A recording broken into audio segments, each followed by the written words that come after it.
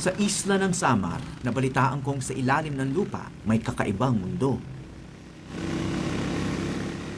Pero kailangan kong magpasama sa mga taga rito. Hanggang dito na lang.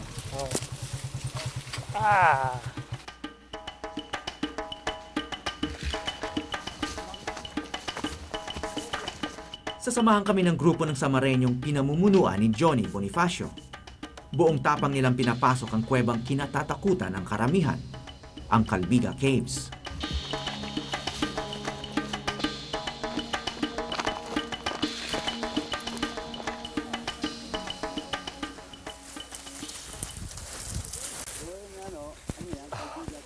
Wow!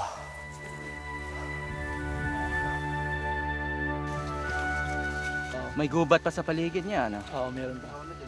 So, yun ang main entrance. Oo, yun yung main entrance.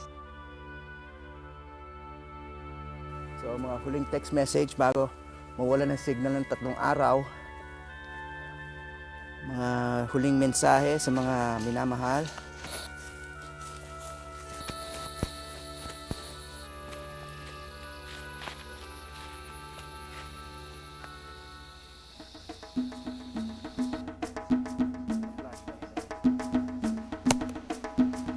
Yan ang carbide lamp. Meron ito siyang lawak na 2,300 hectares yung CCPL, yung Calbiga Protected Landscape. Malaki sa buong Pilipinas. Bali dito tayo first camp base. Second day dito na. Walang may iwan doon na basura, lahat dadalhin natin. Babawas nyo, binabalot nyo. Meron tayong dadaanan doon na maliit lang na pintuan. Pagpasok natin doon, total darkness na yun.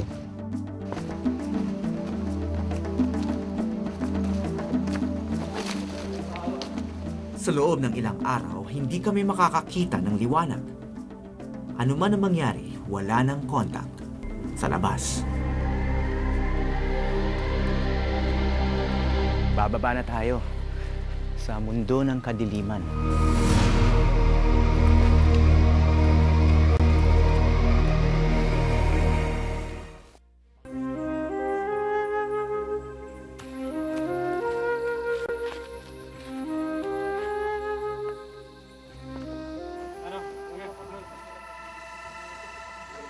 Para mabuhay sa kuweba ng 2 gabi, inihanda na namin ang lahat ng aming kakailanganin. Malamig na.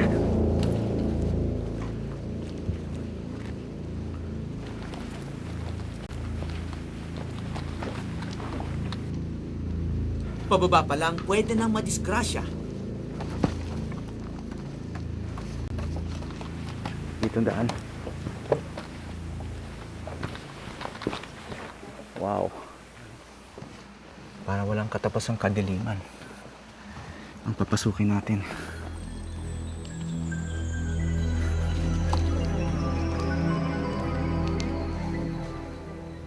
'87 lang nang unang pasukin ng kabuuan ng mga kuweba sa Calbiga.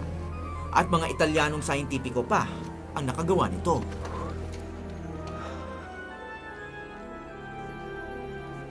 So yun ang tanong ko, bakit sila pa nakaka-discover? So meron naman, nandito naman tayo, lugar natin ito, tapos hindi tayo nakakapunta. So kaya naisipan ko ito na puntahan yung mga lugar na mga ganito, yung caves.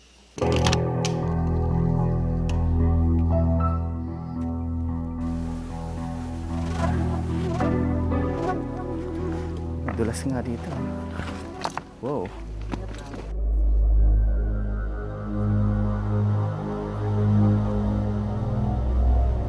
Pasok na tayo. Ito na. Pagpasok mo dyan, wala na raw pumapasok na araw.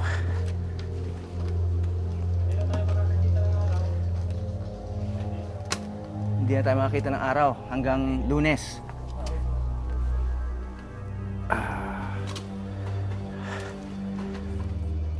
Talaga. Okay guys, hahalik daw tayo sa Paniki. Kaya wala ko.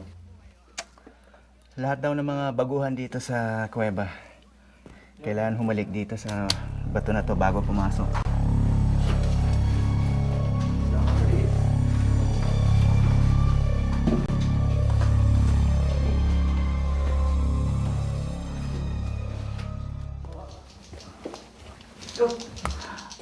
Dito sa tinatawag na chamber ng kuweba, may ibong naligaw.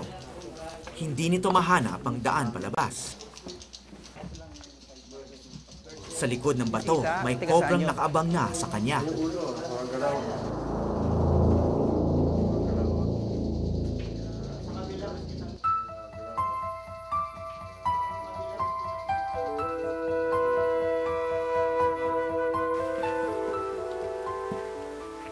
Bangungot siguro kung mawala ka rito sa dilim.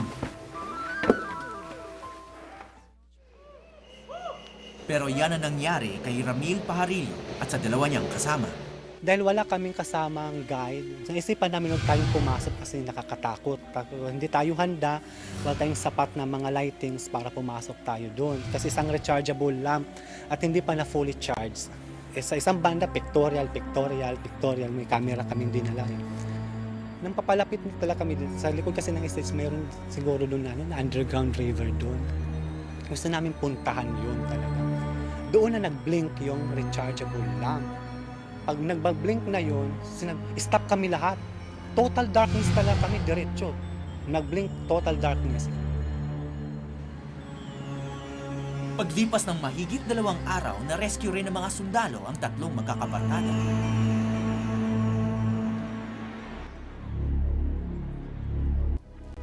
Uy, may ropes dito. Sundan niyo yung ropes. Dahil sa insidente, naglagay ang lokal na pamahalaan ng lubid sa mga poste papunta sa entrance ng kuweba. Nakakatulong ba yan? Pero sa di kalayuan, wala ng lubid. At wala na ring tanda ng mundo sa labas ng kuweba.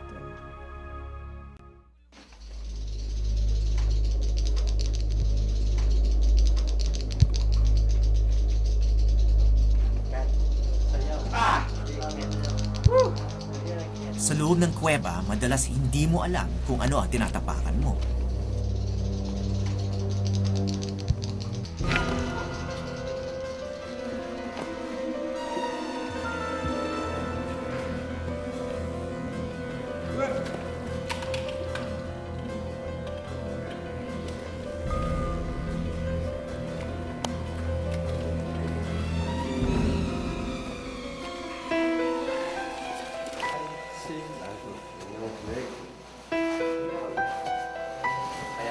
Hindi lang mga madudulas na bato ang problema namin.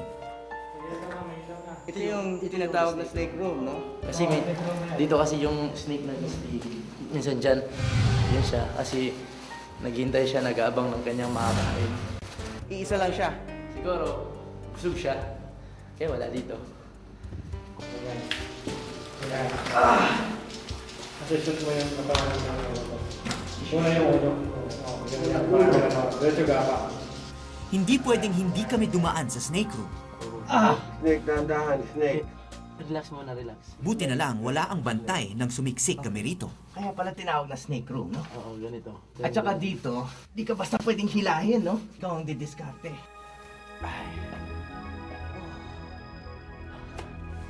Nakalusot din.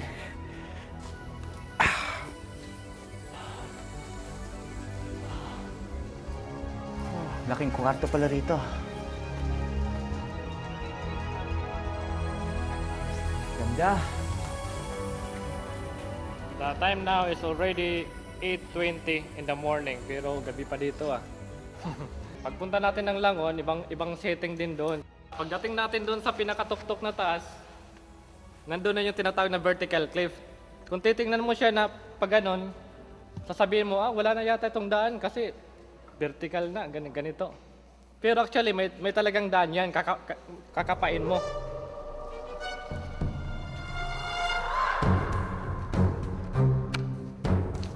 Careful, ah. Super putik.